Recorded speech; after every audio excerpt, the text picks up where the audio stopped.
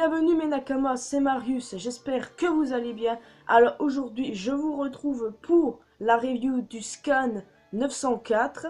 Alors après 2 semaines d'absence, nous retrouvons notre manga préféré avec beaucoup de hype. Ce chapitre est consacré à l'armée révolutionnaire, à leur plan, ainsi qu'à leurs 4 commandants découverts dans ce chapitre. Et il y a beaucoup de choses à dire également, donc restez bien jusqu'à la fin. Mais, comme d'habitude, je parle toujours de la première page, ça change pas.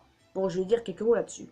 C'est consacré à Olympus, commandant de la 7e flotte de Luffy, qui se rend dans son royaume standing et dit à son roi qu'il se résigne à être un aventurier pour son compte. Donc, il devient officiellement un hors-la-loi, même si ça ne plaît clairement pas à son roi. C'est sûr, maintenant, aux yeux du monde, c'est un hors-la-loi, puisque la marine sait désormais qu'en réalité que Luffy a une flotte. Bon, ils ne sont pas au courant pour les nains, vraisemblablement, mais donc forcément, pour Olympus, ils le sont. Donc autant pour éviter que le royaume d'Olympus ait des emmerdes, qui se résigne d'être aventurier, et devienne un hors-la-loi aux yeux du monde. Bon bah, le concernant du coup, 2-3 encore pages de mini-aventures le concernant, je pense. Et après, on devrait passer à d'autres petites images. Personnellement, ça me dérangeait pas, tu vois. Bref. Bon, maintenant, on va passer à ce chapitre magnifique. Au début du chapitre, nous apprenons que l'armée révolutionnaire a déplacé son quartier au royaume Kamabaka, l'île des travestis et l'enfer de Sanji. En effet, depuis que Baltigo a été détruit par Barbe Noire et ses hommes, il leur fallait trouver un nouvel endroit pour cacher leur base. Mais quelle bonne idée d'avoir planqué sa base là-bas. Non mais parce que planquer sa base au royaume Kamabaka, ça a été l'idée du siècle. Pourquoi? Eh bien c'est simple. Personne de sensé ne s'aventure sur l'enfer même. Personne.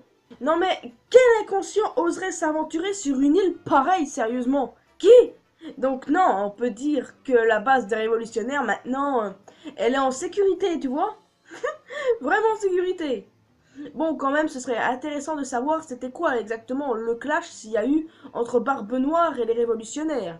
Non, parce que ce serait quand même intéressant de savoir si les révolutionnaires étaient au courant qu'ils allaient se faire attaquer, ou bien s'ils ont réussi à s'enfuir au dernier moment quand ils ont vu l'ennemi débarquer, ou s'ils se sont enfuis pendant une altercation quelconque. Moi, j'ai toujours pensé que les révolutionnaires ont été mis au courant par quelqu'un et que Barbe Noire avait découvert sa planque, ou du moins Jésus Burgess. Ça m'étonnerait fort qu'il y ait eu un clash, parce que ça voudrait dire qu'il y a eu des pertes des deux côtés, particulièrement du côté des révolutionnaires. Et honnêtement, je pense plutôt qu'ils sont tous partis sains et saufs et qu'aucun ne se sont fait sonner les cloches et que Barbe Noire n'a même pas eu d'altercation avec eux, juste Baltigo détruit. Uniquement ça. Nous pouvons constater que pas mal de révolutionnaires sont déjà rassemblés sur l'île. Dragon, Ivankov, Inazuma et Koala. Nous apprenons de leur part que le Germa n'est plus affilié au gouvernement mondial à cause de tout ce qui s'est passé sur Whole Cake. Maintenant, qu'est-ce qu'ils vont devenir? Je pense que eux ne dépendent de personne et puis c'est tout. Peut-être éventuellement devenir des alliés de Luffy, mais pas forcément faire partie d'une flotte. En tout cas, ils ont survécu, c'est déjà une bonne chose, même si la majorité d'entre eux, je ne peux pas les encastrer du tout. Donc peut-être les reverra-t-on, parce que oui, c'est vrai que ça m'aurait étonné de les voir à la rêverie. En sachant ce qui s'est passé sur Whole Cake, le bordel qu'il y a eu, tout ça. Alors bon, Sabo, qui est tout content de l'article qui parle de Luffy, content de sa nouvelle prime, tout ça, qu'il en a un sourire niais sur le visage, qu'il ne peut pas disparaître. Et mais c'est vraiment génial. Et Sabo est tellement fier de son petit frère. Ça, c'est hyper cool. Bon, en même temps, je n'ai rien à dire. Revoir Sabo depuis l'arc de Dressrosa, ça fait du bien, parce que honnêtement, les révolutionnaires... Mais d'ailleurs, pour Ivankov, ça fait combien de temps qu'on l'a pas vu, celui-là? Waouh, je crois que ça fait depuis l'ellipse, donc une éternité pour nous, je pense. Ouais, mais ça fait hyper longtemps en fait. Bon, en tout cas, Sabo parle bien d'Eden Mushi avec un certain Lindbergh, comme quoi ce dernier et d'autres personnes auront du retard. Je parlerai de ces personnages tout à l'heure, étant donné que c'est le sujet de cette vidéo, j'ai envie de vous dire. C'est ce que la plupart des gens ont sans doute retenu, mais retenez aussi ce qui va arriver après. En fait, je vous ai déjà dit que les travestis me faisaient vraiment flipper. Bah non, bah maintenant, vous le savez. Quoi. Bref, on va passer aux choses sérieuses maintenant. Nous apprenons que Dragon a l'intention de déclarer la guerre aux dragons célestes à la rêverie. Intéressant, intéressant. Les dragons célestes ne servent à rien. Et franchement, qu'est-ce que Oda attend pour pouvoir les faire disparaître de la surface de la Terre? Ah, j'espère qu'ils vont se faire buter, moi, oh. Attendez, je peux pas les encastrer, ces types-là. Vraiment pas. Eh, citez-moi des types qui peuvent les encastrer, s'il vous plaît. Citez-moi-en. Personne? C'est bien ce que je disais. Personne ne les kiffe, ceux-là. Mais en tout cas, ça va bastonner. S'ils ont l'intention de se prendre directement à eux, c'est-à-dire les frapper, eh ben... bonne chance. Mais bon, on doit avoir un plan bien précis. Vu que Dragon, c'est un mastermind, quoi. Donc, on peut dire qu'il va avoir un plan. Puisqu'il demande même à Sabo de faire un dernier point sur le plan qui est programmé pour pouvoir déclarer la guerre aux dragons célestes. Donc, de quelle façon vont-ils s'en prendre à eux? En les frappant directement ou je sais pas. On verra bien ça. Mais en tout cas, j'espère que mon vœu sera exaucé, que les dragons célestes vont crever. Basta. Bah, qu'est-ce que vous voulez? Je ne souhaite pas les morts des gens, mais concernant cela, excusez-moi, mais il y a des limites. Parce que vous trouvez intéressant ces personnages-là qui se croient des dieux suprêmes? Non mais attends, non mais on est où là avec ceux-là? Ils sont fous dans la tête. Donc là, les révolutionnaires, j'espère que directement il n'y aura pas vraiment d'application de Vivi et des autres proches de Luffy, le roi Riku, tout ça. J'espère qu'ils ne seront pas appliqués de la pire des manières. Je sais pas, mais Dragon devrait avoir un minimum de connaissances concernant justement les proches et connaissances de son fils. Même si c'est vrai que pour lui, dans l'intermédiaire, c'est s'en prendre au Toriobitu et puis basta. Donc bon, ça c'est encore une affaire à suivre. Ensuite, nous nous retrouvons au royaume de Lulicia. Vous savez, le royaume qui a été mentionné dans le chapitre précédent. Où un nommé Barbe-Rose, qui est sous les ordres de Barbe-Noire, le gros dégueulasse, sème la pagaille. Il a une brute de 52 millions de berries. Barbe rose, quoi. On a barbe blanche, barbe noire, barbe brune, et celui-là maintenant. On aura quoi encore? Barbe verte, barbe bleue, barbe rouge, barbe jaune, MDR. Non mais, ça je l'avais déjà spéculé, oui. Que Barbe Noire aurait des hommes sous ses ordres qui auraient des barbes de couleur, quoi. Je l'avais spéculé, mais ça c'était avant que je fasse des vidéos sur YouTube, donc vous n'êtes pas au courant que c'est ce que je pensais. Bon, parce que voilà, je ne voyais pas l'utilité de faire une vidéo théorie dessus. Une vidéo théorie, Barbe Noire aura des hommes à barbe de couleur. Vous me voyez faire une théorie pareille, vous? Ça, c'est une petite spéculation, mais clairement pas pour faire une grande théorie. Non, mais vous êtes complètement sco. Elle est bonne, celle-là. Voilà, ils sont tous en train de saccager, lui et ses hommes, là. Et d'ailleurs, je sais pas si vous avez remarqué, mais vous avez dû remarquer, nous avons revu Moda. Vous savez, la jeune fermière qui a rencontré Ace dans les mésaventures de ce dernier. Ça m'a fait du bien de la revoir, étant donné que, voilà, ça m'a rappelé Ace. Le pauvre Ace. Paix à son âme. En tout cas, elle a pas mal grandi. Donc oui, c'est vrai que sur le coup, je l'ai vraiment reconnu, les gars. Parce que j'oublie jamais un visage d'un personnage, jamais. Bon, de toute façon, c'est clairement elle, je vais pas revenir sur le sujet. Barbe Rose veut l'argent du royaume qui est censé être envoyé au Thorium Bitu. Alors bon, que ce soit les Thorium Bitu, les pirates de Barbe Rose, ils m'énervent tous. Il n'y a absolument aucune limite avec moi. Non, parce que moi, quand je déteste un personnage, quand j'en aime pas un, quand un me sort par les trous de nez ou me sort par les yeux, eh bien, vous savez quoi? Eh bien, je les regarde, je leur dis, mais crevez, voilà, point. Je ne sais même pas pourquoi je parle avec eux en réalité. Ensuite, c'est là qu'interviennent les 4 commandants de l'armée révolutionnaire. 4 commandants, les gars, 4! Tous aussi badass les uns que les autres, tous avec une particularité. Le premier, c'est Morley, commandant de l'armée de l'Ouest. Il est sorti du sol et semble avoir un fruit du démon assez similaire à celui de Seigneur Pink. Et il semble également être un géant, enfin il semble pas, c'est un géant, et puis c'est un travesti. La façon de parler qu'il a, tout ça. Sa façon de parler qui est genre, pourquoi vous me regardez? Je vous fais de l'effet? Oh! Je vous jure, cette réplique, elle m'a tué, mais... On se dit, mais c'est quoi ce personnage qui débarque de nulle part? Bah oui, il débarque de nulle part en même temps, et qui sort une connerie pareille. Ce personnage m'a vraiment tué. Oh mon dieu. Et beaucoup ont spéculé que Morley c'était leur mystérieux révolutionnaire, vous savez, dont vous avez déjà entendu parler et dont j'avais fait une vidéo dessus, sur les personnages mystérieux à voir. Bon, c'est vrai que je dois mettre un truc. Il y a des similitudes, mais il y a quand même de grosses différences. Les lèvres, les yeux, le chapeau, bref, voilà. Pas m'aventurer plus loin. Ensuite, Bello Betty, commandant de l'armée de l'Est.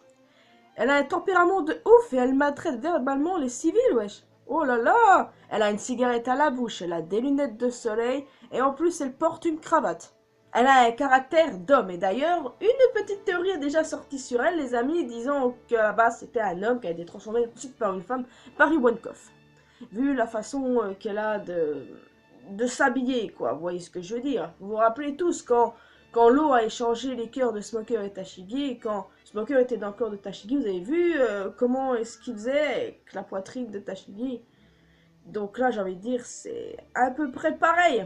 Mais après, c'est vrai que ça veut rien dire.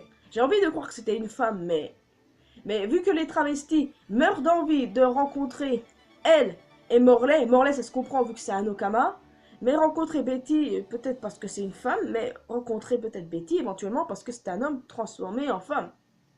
Moi, je sais pas, je dis ça comme ça. Honnêtement, hein, ça comme ça, hop, personnage suivant. Lindbergh, commandant de l'armée du Sud. Eh bien, il ressemble fortement à un mink, à un chat mink, peut-être même à un hybride. C'est un truc de ouf. Il semble avoir un penchant pour les armes et la technologie. J'aime déjà beaucoup ce personnage personnellement. Et j'ai vraiment envie de croire que c'est un hybride. Bah, je sais pas pour quelconque raison j'ai envie de croire ça, mais ça se voit clairement qu'il ressemble à un animal, à un chat. Personnellement, je vais pas vous mentir, mais en voyant sa tête, je me suis rappelé du logo de la Toei Animation. Vous savez, le chat. Sur le coup, hein, mais après, je sais que ça n'a clairement rien à voir, mais voilà, ça m'a fait rappeler ça. Sur le coup. Personnage suivant et dernier commandant, Kalazu, commandant de l'armée du Nord. Il a un manteau à plumes ainsi qu'un masque en fer en forme de bec de corbeau.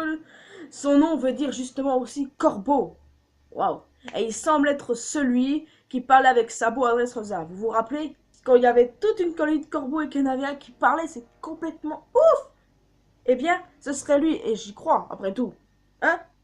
C'est pas vraiment une théorie, c'est une confirmation, j'ai envie de vous dire. Il semble avoir une petite voix, et il est chauve. Bon, voilà. Et mais lui, il est clairement mon favori des quatre. Hein. Cherchez même pas, mon favori. Non, non, non, j'aime bien les autres, beaucoup même. Mais celui-là, mais c'est clairement mon préféré. Il a un truc qui dégage, une aura, mais c'est... Waouh. Mais c'est un très beau personnage, quoi. Non, je vous vois venir. Eh oh, il n'a pas détrôné Katakuri-sama. Pourquoi il l'aurait détrôné? Vous croyez que je suis une fille facile ou quoi? Non, non, non, non. Personne ne bat Katakuri. Non, mais ça va pas. Je suis pas facile, moi. Oh, attends. D'ailleurs, Kazu a aussi le visage caché. C'est très intéressant parce que c'est Katakuri, Lazu. Est-ce que c'est fait exprès, ça? J'en ai aucune idée. Mais en tout cas, je commence à bien kiffer ces quatre-là. Bon, bref. Betty encourage les civils à se battre contre les pirates de Barbe Rose. Elle dit se battre ou crever en même temps, hein. C'est ce que tu fais dans ta vie, soit tu te bats pour tes rêves, te battre pour n'importe quoi, ou soit tu crèves, ou tu te laisses faire, ou tout ce genre.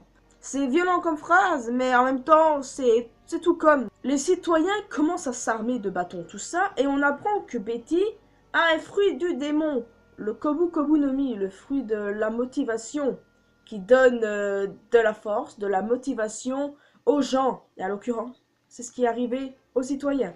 Elle porte la bannière de la liberté, et franchement, une des images du chapitre m'a fait rappeler quelque chose.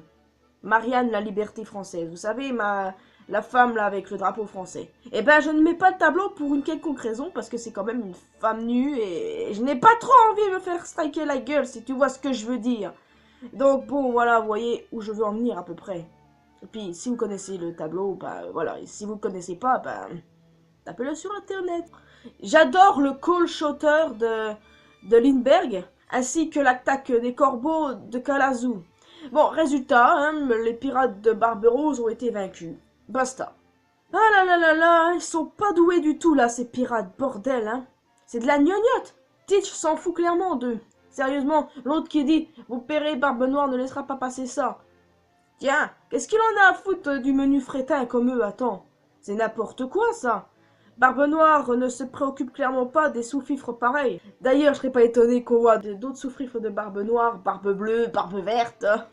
La prime de Barbe Rose reviendra aux citoyens du royaume de toute façon. Et Betty leur donne une carte de visite des révolutionnaires. Ensuite, Nos 4 commandants s'en vont pour se rendre là où ils sont entendus par Dragon et ses hommes. Là où ils vont prévoir le plan contre les dragons célestes.